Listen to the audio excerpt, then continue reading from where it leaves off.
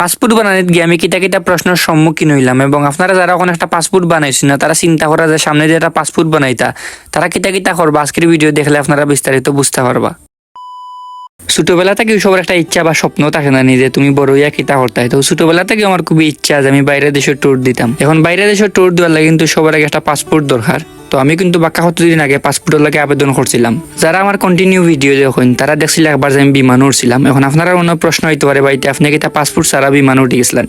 ভাই পাসপোর্ট ছাড়াও বিমানও উঠা যায়। আমি সিলেট থেকে ঢাকা গেছিলাম ডোমেস্টিক ফ্লাইটে। পাসপোর্ট লাগে খালি বাইরের দেশে যাইতে, আর তুমি যদি দেশের ভিতরে এক সিটি থেকে আরেক সিটি যাও তাহলে তোমার কোনো পাসপোর্ট লাগতো না। এখন পাসপোর্ট বানানি লাগে আপনার পাসপোর্টের লাগে আবেদন করা লাগবে। এখন আবেদন আপনি নিজেও করতে পারবা, আবার কোনো অভিজ্ঞ কম্পিউটারের দোকানেও গিয়ে আপনি করতে পারবা। পাসপোর্টের লাগে আবেদন করতে হইলে কিন্তু বাক্কা সময় লাগে যায়, বাক্কা ইনফরমেশন দেওয়া লাগে। তো আমি কিলা পাসপোর্টের লাগে আবেদন করছি আপনারা এখন কই এটা বাক্কা সময় সাপেক্ষ কাজের লাগে। আমি নিজে পেরা না লইয়া গেছি কি একটা অভিজ্ঞ কম্পিউটারের দোকানও যেন তারা সবসময় পাসপোর্টের লাগে আবেদন করে। ইনো গিয়ে আমি নিজে বইয়া কিন্তু সব ইনফরমেশন দিছি, দেওয়ার পরে বাক্কা সময় পরে কিন্তু আমার পাসপোর্টের আবেদন ডান হয়ে গেছে। আবেদন সম্পূর্ণ আর একটা ফর্ম দিছেন, পাশাপাশি আমার ইনো কিছু ব্যক্তিগত ইনফরমেশন আছিল, যেমন আমার ভোটার আইডি কার্ডের ফটোকপি, আমার মা বাবার ভোটার আইডি কার্ডের ফটোকপি, আমার চারিত্রিক সনদপত্র আর একটা কারেন্ট বিলের কাগজ, সাথে তোমার পাসপোর্টের ফিটাও দেওয়া লাগবে। তখন দেওয়ার পরে কিন্তু পরের দিন তুমি যাইতে গিয়ে পাসপোর্ট অফিসে। তো আমি গেলাম কি পরের দিন আমার সব ইনফরমেশন লিয়ে পাসপোর্ট অফিসে। যেদিন তুমি নিয়ে কাগজপত্রগুলো জমা দিবা এদিন কিন্তু তোমার পাসপোর্টের ফিঙ্গারও নইব এবং তোমার ছবিও তুলব। এদিনও তুমি কিছু প্রশ্নের সম্মুখীন হইবা।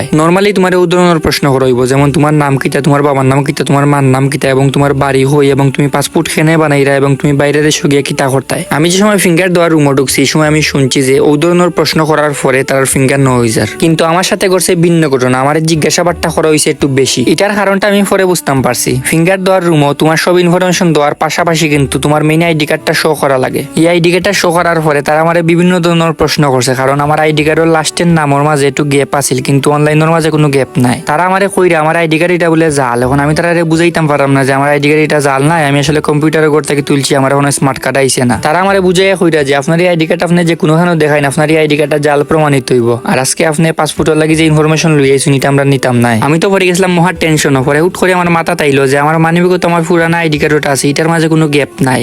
পরে তারা দ্বারা ওটা শো করলাম, ওটা শো করার পরে তারা আমার পাসপোর্টের কাগজপত্র নিছুন এবং আমার ফিঙ্গার নিছুন, আমার ছবিও তুলছুন। ছবি তোলার পরে কিন্তু আমার একটা ডেলিভারি স্লিপ দিছুন। ডেলিভারি স্লিপ দিয়া বলছেন যাওগি আর আপনার ফোন মেসেজ যাইব। এগুলো লই আমি বাড়িতে ইচ্ছি। এরপরে 18-19 দিন পরে আমার ফোন মেসেজ আইছে যে আমার পাসপোর্ট কমপ্লিট হয়ে গেছে। আমি পাসপোর্ট অফিস থেকে গিয়ে আমার পাসপোর্ট সংগ্রহ করতাম। এরপরে আমি রওনা নিলাম পাসপোর্ট অফিসে আমার পাসপোর্ট সংগ্রহ করার লাগে। আর ওই যে ডেলিভারি স্লিপ দিছিল ওখানে সাথে লইলাম, কারণ এখানে না দেখাইলে আমার পাসপোর্ট দিতা নাই, ওখানে দেখাই পাসপোর্ট সংগ্রহ করা লাগবো। তারা কইরা আমার আইডি কার্ডটা জাল, বাট অনলাইনে তো দেখার আমার আইডি কার্ডটা সঠিক, এটা তারাও দেখরা। আসলে ঘটনা যেটা ঘটছে এটা হইল কম্পিউটারের দোকানও। আমার পুরান আইডি কার্ডটা একটু দুর্বল হওয়ার কারণে কিন্তু আমি একটা নতুন আইডি কার্ড তার দোকান থেকে তুলছিলাম। অনু করছে মেন ঘটনা, তারা হয়তো বা কোনো একটা ভুল করার কারণে আমার আইডি কার্ডের নাম লাস্টের দিকে পাইছে 2 অক্ষর। আমার ভাগ্যটা বালা আছিল, আমি সাথে আমার পুরানা আইডি কার্ডটাও নিছিলাম, এর লাগে আমি জমা দিয়ে আইতাম পারছি, নাইলে তো আরো দিন যাওয়া লাগলো না। তো পাসপোর্ট অফিসে যাওয়ার পরে আমি আমার ডেলিভারি স্লিপটা জমা দিলাম। জমা দেওয়ার পরে তারা হইলা বউ, কারণ সিরিয়ালও কিন্তু আরো বাক্কা মানুষ আইছেন পাসপোর্ট নিতা। সিরিয়াল অনুযায়ী একজন করে নাম ডাকিয়া কিন্তু পাসপোর্ট দেওয়ার, তাও ফিঙ্গার দিয়া, মানে যার নামে পাসপোর্ট এ ফিঙ্গার দিয়া পাসপোর্ট আনতে হইব।